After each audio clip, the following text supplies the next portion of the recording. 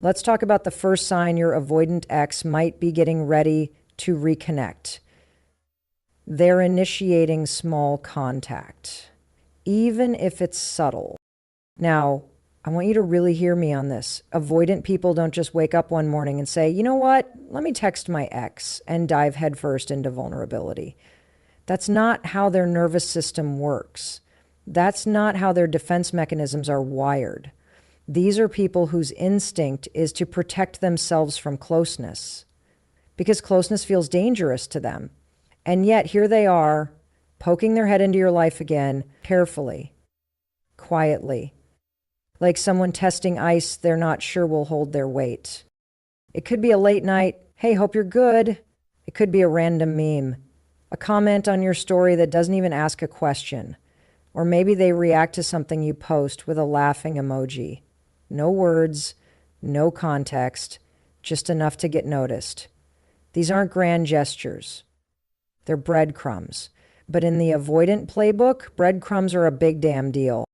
I have to understand, when someone with avoided attachment starts reaching out, even in the smallest way, it means there's an internal conflict happening. On one hand, they want connection. That's the human part of them, the core need we all have to be seen, loved, understood. But on the other hand, they're terrified of losing their independence, of being engulfed or judged or hurt again. And that tension, that push-pull dynamic, it creates hesitation. So they don't come in with clarity. They come in with caution. Psychologically, this is about safety. Avoidant people don't usually feel safe in emotional closeness. It's not that they don't care, it's that caring feels overwhelming. Vulnerability feels like a trap, so they withdraw to self-regulate.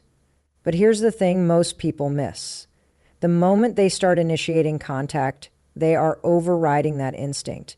They are slowly trying to rewire the narrative that says connection equals danger. And maybe it doesn't look like much. Maybe you're tempted to brush it off. But the fact that they reached out at all, that's a crack in the armor. Now, don't mistake this for a full-blown reconnection. We're not there yet. This isn't them begging to get back together. This is them saying, I'm wondering if the door is still open. Not with words, with behavior. They're scanning for signs that you'll be receptive without putting themselves too far out on a limb. It's emotional risk management. From a philosophical standpoint, I want you to think about what this says about timing. Reconnection, especially with someone avoidant, is rarely about logic. It's about readiness. And readiness comes in layers. Sometimes people have to leave in order to realize what mattered. Sometimes distance gives them the clarity they didn't have when they were too close to their own fear. So, if your ex is reaching out now, especially if they were avoidant before, it means something has shifted. Maybe they've been reflecting. Maybe they've felt your absence in a way they didn't expect. Maybe they're starting to understand their own patterns. But whatever the reason, it means they're no longer fully committed to the distance they once clung to. Here's where you come in. This is not just about what they're doing, it's about how you respond. Because their message, their tiny interaction, that's a bid for connection.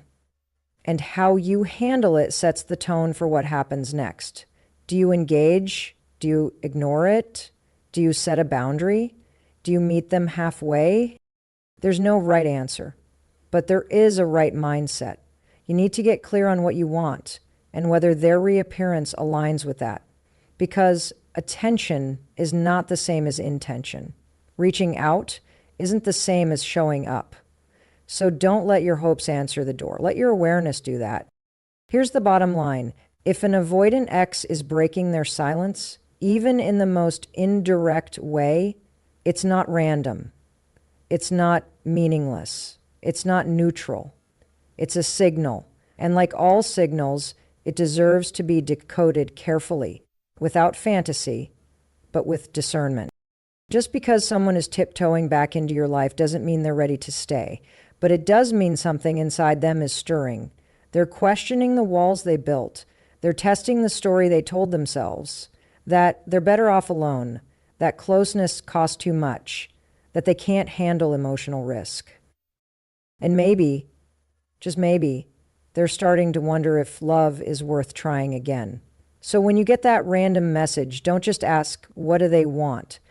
Ask yourself, what does this reveal about their growth and about mine? Another big sign your avoidant ex might be preparing to reconnect.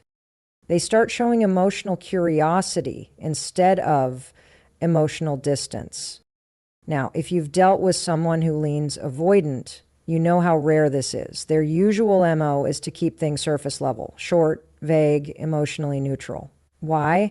Because emotional depth triggers discomfort. It threatens the protective barrier they've built between themselves and intimacy. That wall exists for a reason, usually built out of early experiences where vulnerability wasn't safe or where connection felt like obligation, control, or danger.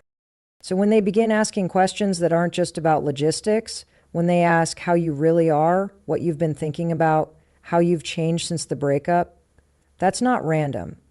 That's vulnerability sneaking through the cracks. They're not just trying to make conversation. They're trying to reestablish connection, but this time, they're leading with curiosity instead of control. And I want you to notice something here. It's not just the fact that they're asking questions. It's the kind of questions they're asking. Avoidant people tend to deflect emotions or intellectualize them. So when they start leaning into your feelings or even their own, when they start opening conversations about the past, about what it meant, about how it affected them, that's not small talk. That's a shift. Emotionally curious questions are doorways. They're how someone slowly invites you back into a space of shared meaning.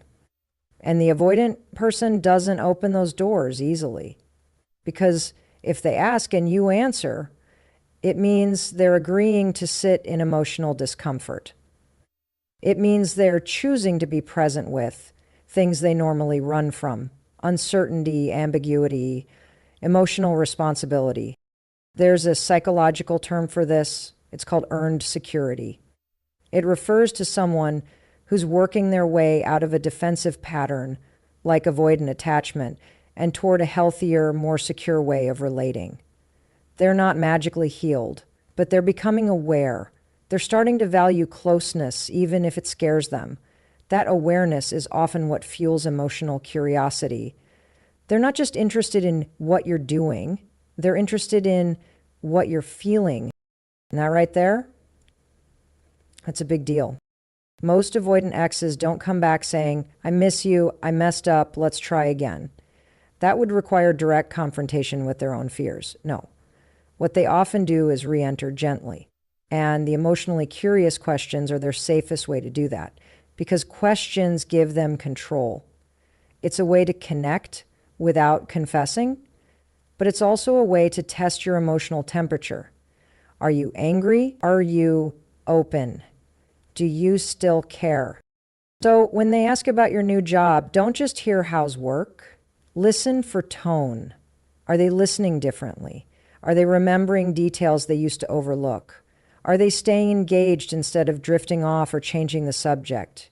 That's emotional presence. That's growth. From a philosophical perspective, this shift in behavior is about the awakening of accountability. Avoidant individuals often avoid emotions not because they don't feel, but because they feel too much, and they've never learned how to hold it. So when they begin facing it, even awkwardly, they're moving toward personal evolution. They're inching closer to emotional maturity, the kind that makes real reconnection possible. Here's the part I need you to take seriously. Just because someone is curious doesn't mean they're ready. Curiosity is the beginning of change, not the guarantee of it. This is where your discernment comes in. It's easy to mistake interest for investment, but they're not the same. Interest says, I want to know. Investment says, I want to show up. Be honest with yourself about which one you're getting. At the same time, don't minimize the progress this represents. For someone who has historically shut down, deflected, or avoided emotional engagement, asking meaningful questions takes courage. It signals that something inside them is stirring, something deeper than loneliness, something more honest than nostalgia. It's the desire to understand what they used to ignore, and that's where the opportunity lies. If you find yourself in this moment where your avoidant ex is asking real questions, opening the door to emotional connection, You've got to respond from your truth, not your fear. You don't need to spill your guts, but you do need to be clear about your boundaries, your needs, and your level of readiness. Because this time the conversation isn't just about what they're ready for, it's about what you are no longer willing to settle for. Growth means not just seeing the change in them, but recognizing the change in you. So when they finally ask how you've been, don't just tell them, you show them. Show them the version of you who refuses to go back to shallow connection. Show them the version of you that's done with silence, done with guessing, and ready for something real. There's another one that most people overlook because it hides in plain sight. Your avoidant ex starts referencing the past, but this time with new insight. Now, if you've ever loved someone with an avoidant attachment style, you already know they're not the type to sit down and process feelings over coffee. They're not naturally wired to reflect openly. Most of the time, they'll minimize what happened, act like it wasn't that serious, or just move on like the relationship never existed. That's not because they don't care.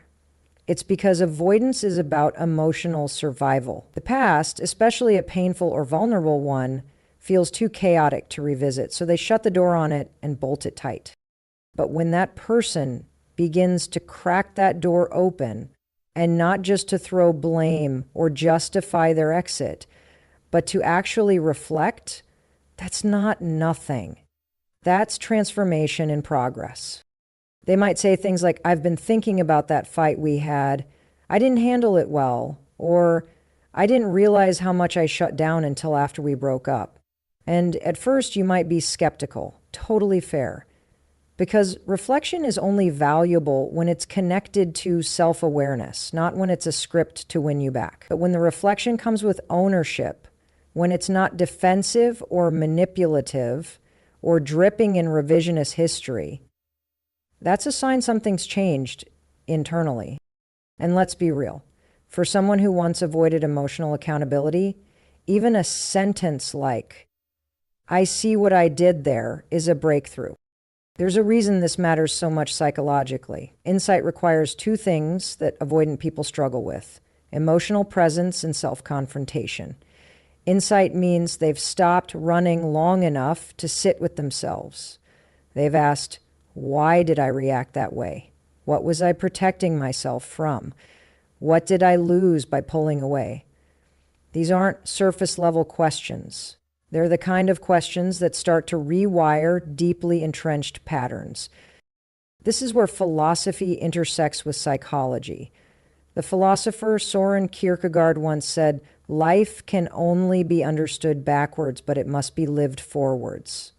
And that is exactly what's happening here. When an avoidant ex starts referencing the past with a clearer lens, it means they're beginning to understand backwards, not to punish themselves, not to rehash drama, but to integrate the experience. That's maturity. That's growth. Now, let me be clear.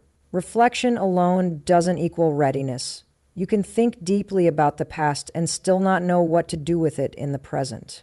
But it's a starting point. And for someone who used to dismiss, detach, or disappear the moment things got real, that starting point is huge. Because reflection requires them to face the very thing they were trying to avoid in the first place: feeling. It's also a form of emotional risk. When your avoidant ex starts talking about your shared history, they are in some way inviting you to confirm or challenge their new understanding. That's vulnerability. It's them saying, I've been sitting with this, and I want to know what you see too.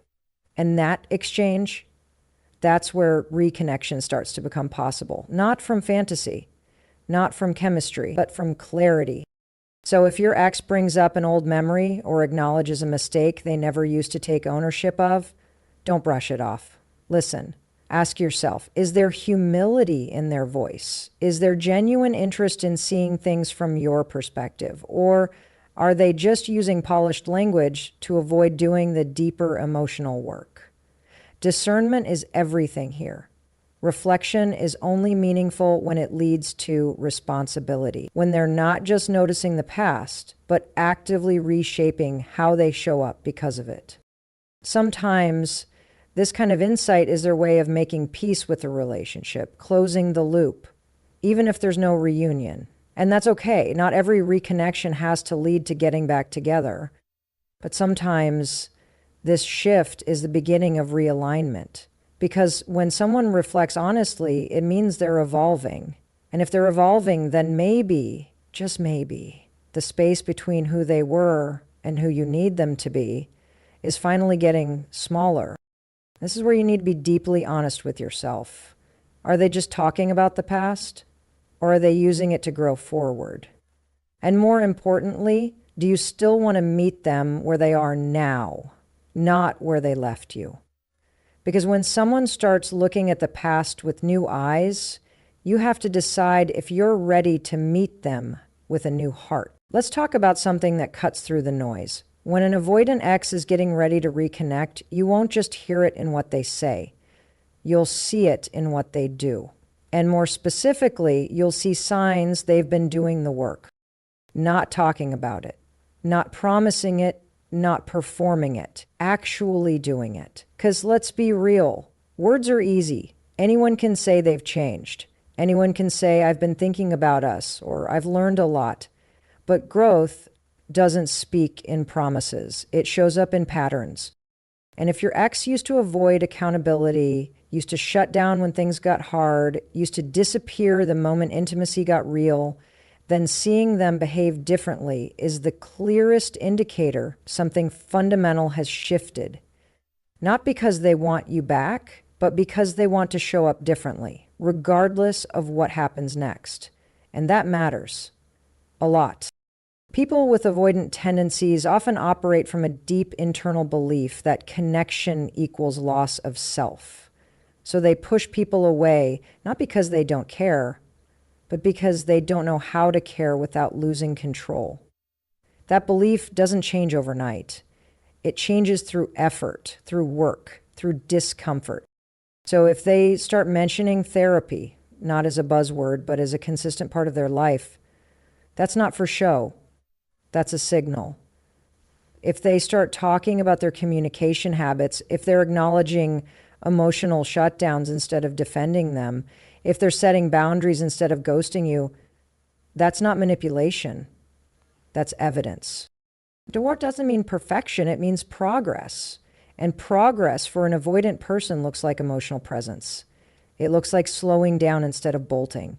It looks like asking questions instead of making assumptions. It looks like responding instead of reacting. All of that takes internal effort, quiet, invisible, unglamorous effort that nobody else sees but them. And if they're bringing that version of themselves back into your life, you better believe that's a choice. There is a deep philosophical principle at play here. Real change is internal before it ever becomes external. In other words, the work begins long before they text you, long before they show up in your DMs. They're not changing because you're watching. They're changing because they're watching themselves. That kind of transformation is rooted in integrity, not performance. And that's where you need to stop and really pay attention. Are you dealing with someone who's simply nostalgic or someone who's been actively growing? Nostalgia is a feeling. Growth is a practice. Nostalgia looks back and misses you. Growth looks within and takes responsibility for why things fell apart. Maybe they've started doing things you never thought they would, apologizing without being asked, sitting in uncomfortable conversations, staying emotionally available even when it's hard. And yes, part of you might be skeptical. You should be. Skepticism is healthy. But don't let past pain blind you to present change. Let your boundaries be strong, but your mind be open. Because sometimes people do wake up. Sometimes people do decide that the version of themselves who pushed you away isn't the version they want to be anymore. But here's the thing. Don't make this about them. Make this about you and how you show up in response to the work they're doing. You need to be grounded in your own growth to even recognize theirs. If you haven't done your own emotional work, if you haven't clarified your standards, your values, your vision for partnership, you'll fall for crumbs again. You'll mistake small improvements for lasting change. So don't just ask, have they grown? Ask, am I in the place to meet this new version of them from a place of strength, not longing? That's what matters.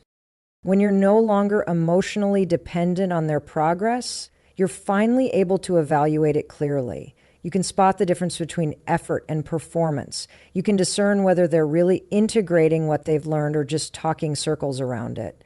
Because real change doesn't just knock on your door, it respects it. It waits. It doesn't push, it shows up prepared for the slow work of trust. And if they're truly doing the work, they won't be in a rush to convince you. They'll be more focused on staying consistent than being persuasive. That's how you know it's real. That's how you know this time could be different, not because they said so, but because they're showing up in a way that makes you feel safe to believe it. So when their actions whisper what their words used to shout, listen closely, because true change doesn't need to announce itself. It just keeps showing up.